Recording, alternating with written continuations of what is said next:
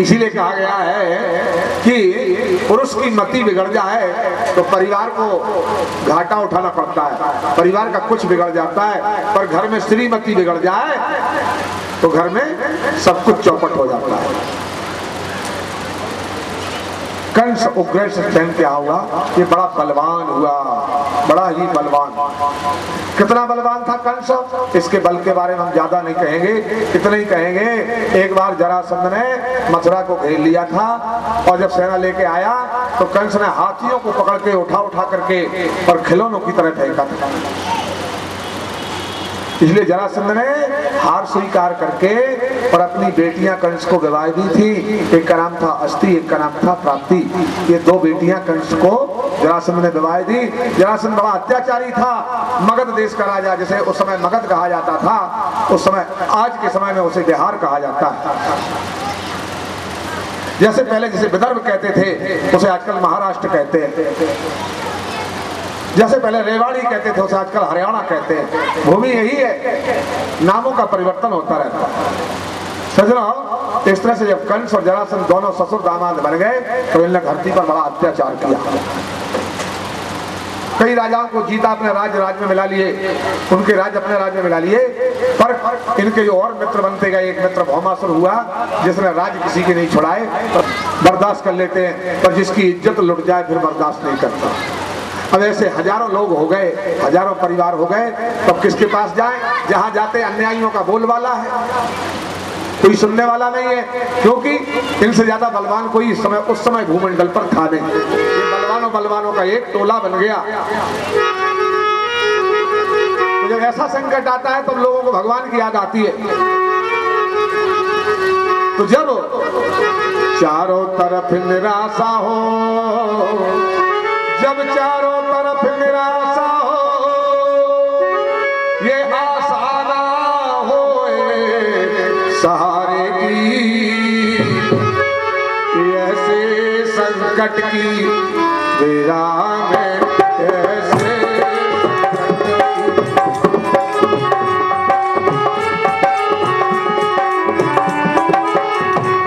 ऐसे संकट की बेरा में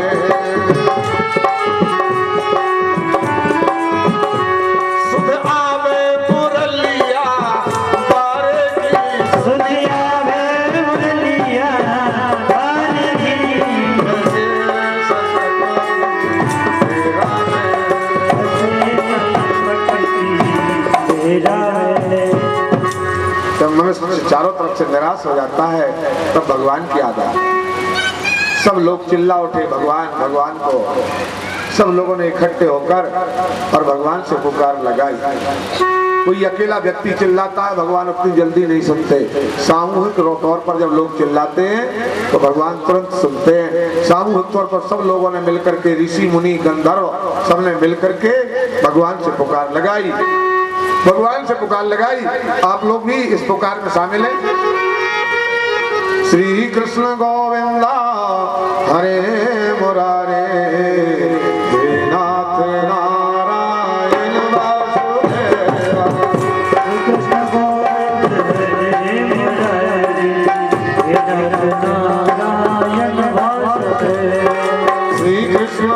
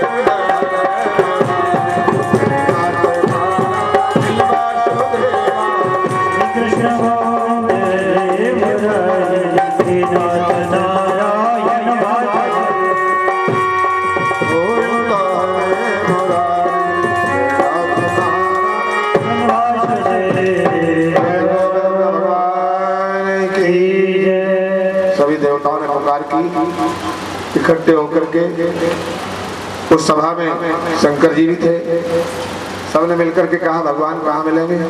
शंकर जी ने कहा भगवान को ढूंढने के लिए कहीं जाने की जरूरत नहीं, ऐसी कोई जगह नहीं है। देश काल दिस विधि सो माही, कहो सो कहाँ जहाँ प्रभु नाही। हर जगह भगवान। उन्होंने कहा हर जगह भगवान तो दिखते क्यों नहीं है? हम लोग क्यों नहीं दिख रहे? शंकर जी ने कहा जैसे लकड़ी में आग छुपी होती है पर लकड़ी में आग दिखती नहीं है। हाँ, रगड़ करो अगर उसको रगड़ दो। पहले लकड़ियों को रगड़ के आग प्रकट की जाती है, चकमक पत्थरों को रगड़ के आग प्रकट की जाती है। कहा इसमें है तो आग, पर कोई रगड़ कर दे तो प्रकट हो। तो देवताओं ने कहा भगवान रगड़ कैसे करें शंकर जी? तो उन्होंने कहा हरि व्यापक सर्वत्र समान। भगवान तो सब जगह है। तो बोले फिर दिखते क्यों नहीं है? बोले प्रेम ते प्रगटा हो ही में जाना। बोले जब कोई प्रेम पूर्वक उनको पुकारे तो वो प्रकट हो जाते हैं। वो हर जगह मौजूद है। तब देवताओं ने प्रेम पूर्वक और पुकार लगाई। सजनों, जैसे दूध में घी है पर घी वैसे दिखता नहीं है। हाँ, अगर इसमें जावन डाल के दूध को जमा दिया जाए और फिर मथ दिया जाए तो मथने के बाद शुद्ध घी निकल आएगा, नवनीत। तो आप लोग ये क्या कर रहे हैं? ये कथा है भागवत कथा, और कथा को मथा जा रहा है। कथा केवल वैसी नहीं सुनाई जा रही आपको, कथा मथा। और जब कथा को मथा जा रहा है तब इसमें से कोई ना कोई चीज आपके लिए अलग से निकल के मिल रही है।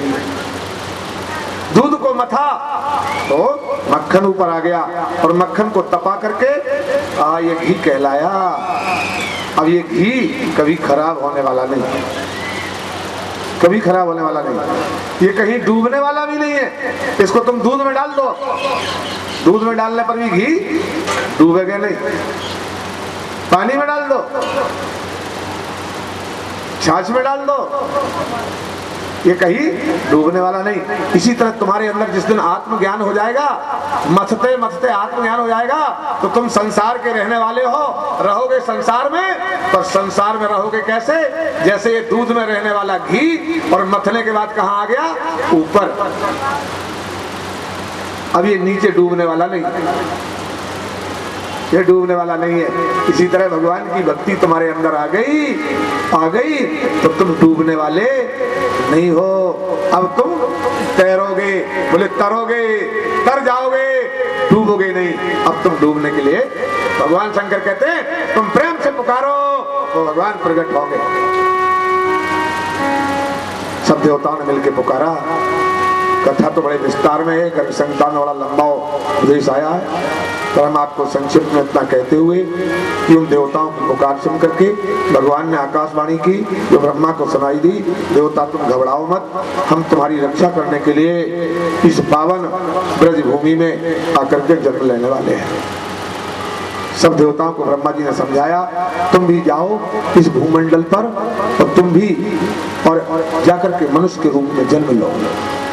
देवता लोग आकाश से उतर करके और धरती पर जन्म लेने को तैयार हैं, पर किसके घर में जन्म ले लें? हाँ, जिसका मकान लंबा चौड़ा हो, अच्छी जगह बनी हो। भाई जन्म मकान में नहीं लेना है, जन्म तो किसी माँ के पेट से लेना है, किसी माँ के गर्भ से लेना है। तो किस माँ के गर्भ में आए हो? जिस माँ का मन पवित्र हो, जिस माँ का मन पवित्र होगा उसी के गर्भ में आकर के देवता निवास करेंगे और उसी के आंगन में वो खेलने को तैयार है। जिसका मन पवित्र हो, मन पवित्र, हाँ, मन पवित्र कैसे होता है आप सब जानते हैं। मन में गंदगी ना हो, बस तीर्थ जाओ या ना जाओ, पर मन को पवित्र कर लो। ऐसे पवित्र मनों में उन देवियों के घरों में देवताओं ने आकर जन्म लिया। और आगे की कथा की ओर इशारा सजनों, देवता धरती पर जन्म लेने लगे और यहाँ पर यहाँ पर मथुरा नरेश उग्रसेन का बेटा कंस बलवान है, सारा संसार से दहलने लगा है। महाराज उग्रसेन ने कहा, पुत्र कंस आओ, तुम संसार में घूमा घाम में लगे रहते हो, तुम्हारी चचेरी बहन देवकी विवाह के लायक हो गई, अरे इसका विवाह कर दो। कंस ने कहा, पिताजी हमने अपनी पहली बहनें बटेश्वर के राजा सूरसेन के पुत्र बसदेव को विवाहेंगे, अरे उन्हीं के साथ विवाह कर दें, क्यों इधर उधर भागे। इसलिए बसदेव के साथ रिश्ता तय हो गया और देवकी बसदेव का विवाह विधि पूर्वक मथुरा में संपन्न होता है। मथुरा में संपन्न होता है। तो मथुरा में जब ये विवाह हो जाता है, बस विवाह की और विदाई की तैयारी होती है। महाराज उग्रसेन ने 400 हाथी, 1600 घोड़े, 800 रथ, 200 दासियां देवकी को दहेज में दी। कंस अपनी बहन को रथ पर बिठा करके स्वयं नगर के बाहर छोड़ने को जाता है। जब ये रथ पर बैठे हुए चले जा रहे हैं, उसी समय आकाशवाणी होती है, अरे कंस जिसे तू प्रेम सहता, अरे कंस जिसे तू प्रेम सहता, पहुंचाने को जाता है। उस देवकी के 8वें गर्भ से अरे काल तेरा प्रगटा।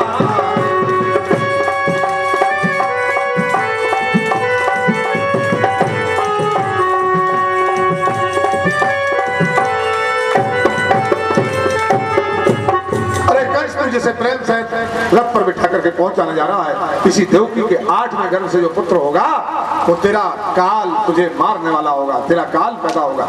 जहाँ ये बात कंस ने सुनी, तुरंत क्रोधित हो गया और वो बलवान कंस जो हाथियों को पछाड़ देता था, उस कंस ने अपनी बहन देवकी, जिसके हाथ की मेहंदी नहीं छूटी थी, और चोटी पकड़ करके देवकी को रथ के नीचे फेंक दिया। देवकी जैसे रथ के नीचे गिरी, बस देव जी घबराए, इस दुष्ट से हम लड़ तो सकते नहीं है, पर पत्नी को कैसे बचाएं, पति का कर्तव्य है पत्नी की रक्षा करें।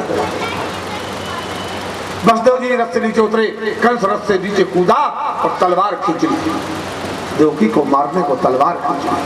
बसदेव जी ने प्रार्थना की, कंस ने कहा नहीं, ना होगा बांस ना बजेगी बांसुरी, जब देवकी नहीं रहेगी तो 8वीं संतान होगी कहां से?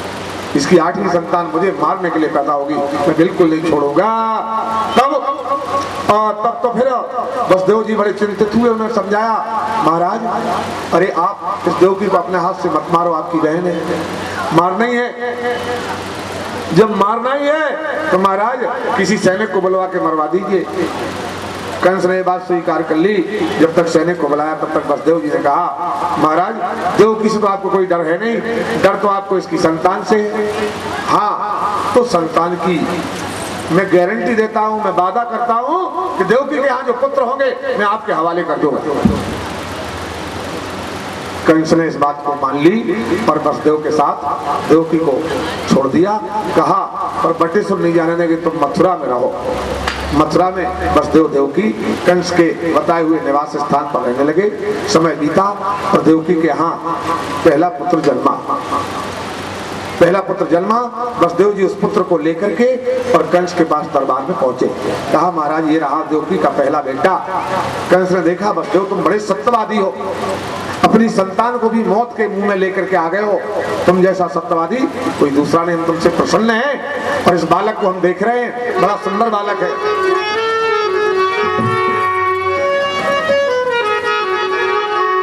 ये कितना सुघर सलोना है, एक ऐसा प्यारा छैया है। वसुदेव इसे तुम ले जाओ।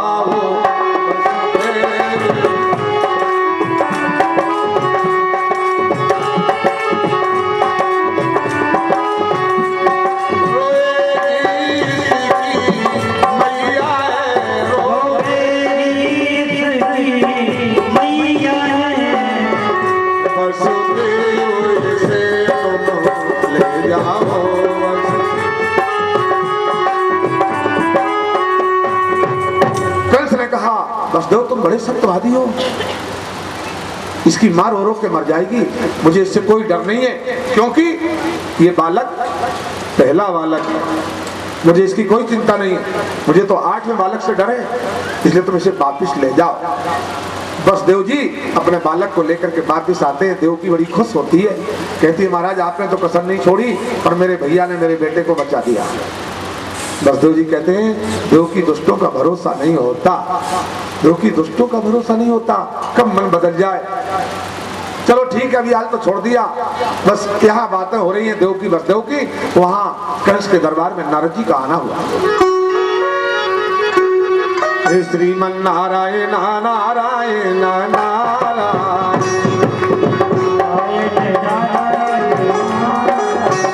श्रीमन नारायण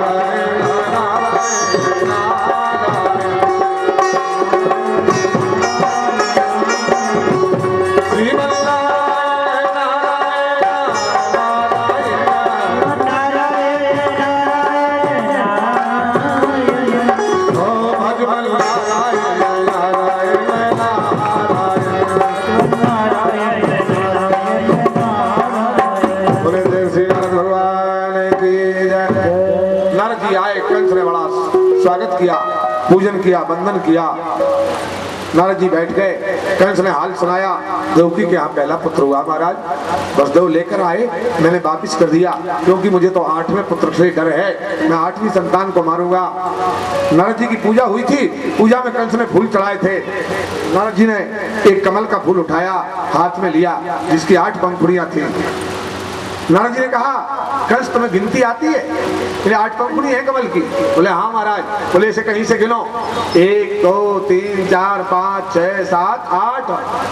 हाँ महाराज। अच्छा आपकी बार यहाँ से गिना था? आपकी बार यहाँ से गिनो। जब नंबर 2 की पंखुड़ी से गिनाया तो जो नंबर 1 पर आ रहा था वो 8 पर आ गया। 3 से गिनाया तो 2 नंबर 8 पर आ गया। चारों ओर से घुमा फिरा के नारद जी ने सिद्ध कर दिया इनमें से कोई भी 8वां हो सकता है। नारद जी तो नारायण नारायण कह के चले गए। कंस ने तुरंत सैनिक को बुलाया, जाओ वसुदेव से कहो पुत्र को लेके आ जाए। और सज्जनों, नारद के कहने पर कंस ने वसुदेव के पुत्र को बुलवा करके सभा में अपने हाथ से भांजे की हत्या कर दिया। सारा नगर स्तब्ध रह गया। नारद जी ने ऐसा क्यों करवाया, ये भी बड़ा रहस्य है। इस रहस्य के बारे में और आगे चल के प्रसंग आएगा तो बताएंगे कि नारद जी ने ऐसे इन बालकों को क्यों मरवाया, क्या जरूरत थी नारद जी की। सज्जनों, इस तरह से देवकी के यहाँ लगातार 1 बेटा 2 बेटा 3 6 बेटे कंस ने इस तरह से मार डाले। तब मथुरा नगर के लोग महाराज उग्रसेन के पास गए, कहा महाराज आपके पुत्र इतनी हत्याएं कर रहा, आप उसे रोकते नहीं। उग्रसेन ने कंस को बुलाया और डांटा, कहा अब तुम कम से कम इतना पाप करना बंद कर दो। कंस बौखला गया, कहने लगा मैं अपनी मृत्यु का जो भय है उसे दूर कर रहा हूं, तुम मुझे रोक रहे हो, तुम्हारी बुद्धि ठीक नहीं है, तुम राज चलाने के लायक नहीं हो। कंस ने अपने पिता का मुकुट उतार करके अपने माथे पर बांधा और कहा इस बूढ़े को जेल में डाल दो, इसकी बुद्धि काम नहीं कर रही है, और जिस देव की वसुदेव की हिमायत करता है उन दोनों को भी जेल में डाल दो। इस तरह से उग्रसेन को जेल खाने में डलवा दिया और वसुदेव देवकी को भी जेल खाने में डलवा दिया। सज्जनों, 7वां गर्भ देवकी के यहाँ आया। भगवान ने विचार किया ये भगवान का पार्षद शेष का अवतार वो अंश था, इसलिए भगवान ने योग माया को आदेशित किया देवकी के गर्भ में जो और संतान है योग माया तुम जाकर के उसे खींच करके और वसुदेव की जो दूसरी पत्नी है नंद के घर पर गोकुल में उसके गर्भ में स्थापित कर दो। सज्जनों, योग माया ने वही किया, इस गर्भ को खींचा और जाके रोहिणी के गर्भ में स्थापित किया, जो आगे चल के भादों के महीना में अष्टमी के दिन उत्पन्न हुआ। इसी बालक को आगे चल के बलदाऊ जी कहा गया। बोलिए बलराम भगवान की। यहाँ कंस आता और पूछता है देव की 7वां गर्भ कहाँ गया? देव कहती मुझे भैया कोई पता नहीं, गर्भ नष्ट हो गया। कंस ने कहा रे दुष्ट बदमाशी करने लग गए, ये तो धोखा देने लग गए, 7वां पुत्र बता ही नहीं रहे, ये बेईमानी पर उतर गए। इसलिए इन दुष्टों को अब गले में तोक डलवा दो, हाथों में हथकड़ियां डलवा दो, पांव में बेड़ियां डलवा दो। हथकड़ियां बेड़ियां ठोक डलवा दिया जाता है और जेल में डबल तारे लगवा के पहरेदार बिठा दिए जाते हैं। कहले 8वें गर्भ का ये फिर पता नहीं बताएंगे, जब 7वें इनने गोल कर दिया, इसलिए दरवाजे पर पहरे लग गए हैं और देवकी वसुदेव को भोजन भी कम मिलने लगा है। और 8वां गर्भ भगवान का अंश देवकी के गर्भ में आता है तो देवकी के शरीर से उजाला होने लगता है। अंधेरी कोठरी में रात के समय प्रकाश दिखता है। पहरेदार कंस से कहते, कंस भी देखता है, कंस देखता है, समझ जाता है इस गर्भ में कोई महान शक्ति है। सज्जनों, उस जेल खाने में ब्रह्मा जी देवता लोग स्तुति करने आते हैं, स्तुति करने आते हैं, गर्भ की स्तुति करते हैं। सत्यम सत्यतंत्र सत्यम सत्य योनि निहितम च सत्य। आप सत्य की रक्षा करने वाले हैं परमात्मा, आप सत्य का संरक्षण सदा से करते हैं। प्रभु इस दुष्ट का जैसे वो जल्दी संहार करना। इस तरह से ब्रह्मा जी देवता लोग जेल खाने में स्तुति करके चले जाते हैं। सज्जनों, धीरे धीरे वो समय आया, भादों की कृष्ण अष्टमी थी, भादों की कृष्ण अष्टमी थी और दिन बुधवार सुहाया है। नक्षत्र रोहिणी चंद्र पे था